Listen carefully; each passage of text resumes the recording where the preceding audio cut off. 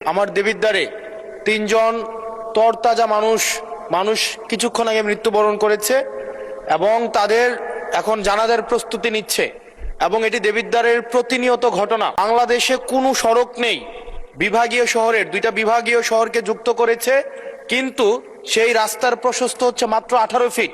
মাননীয় স্পিকার, আমি কুমিল্লা এবং সিলেট মহাসড়কের কথা বলছি। মাননীয় স্পিকার, কুমিল্লা এবং সিলেট মহাসড়ক যেটা ময়নামতি, দেবিদ্বার, জাফরগঞ্জ, কংসনগর হয়ে ব্রাহ্মণপাড়া, কুটিচমোহনী গিয়েছে, এই রাস্তাটা একটা মহাসড়ক, যে রাস্তা দিয়ে 10 লক্ষ মানুষের যাতায়াত এবং যেটা দুইটা উপজেলাকে, ব্রাহ্মণপাড়া, বুড়িচং এবং দেবিদ্বারকে সংযুক্ত করেছে। যেখান থেকে চিটাগং থেকে যদি আপনি সিলেটে যেতে হয় অথবা সিলেট থেকে যদি চিটাগংয়ে আসতে হয়, একমাত্র রাস্তা যেটা মাত্র মাননীয় স্পিকার 18 ফিট। এই 18 ফিট রাস্তা দিয়ে প্রত্যেক দিন এটা মৃত্যুর মিছিলে সেটা পরিণত হয়েছে।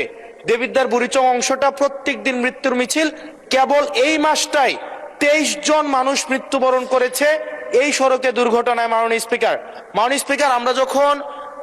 আমরা যখন মন্ত্রীদের মহোদয় বা প্রশাসনের সাথে কথা বলি, এটা হচ্ছে এক ধরনের প্রশাসনিক জটিলতায় আজকে দীর্ঘ 10-12 বছর এখানে কোনো ধরনের কাজ হচ্ছে না।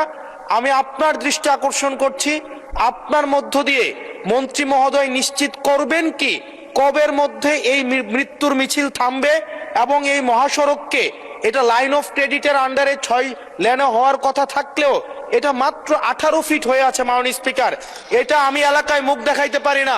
এলাকার আমাকে এখন বেঁধে রাখবে। মাননীয় স্পিকার, আপনার মাধ্যমে মন্ত্রী মহোদয়কে যদি আপনি একটা রুলিং দিতেন এই বিষয়ে যেন উনি যথাযথভাবে ব্যবস্থা নেয়।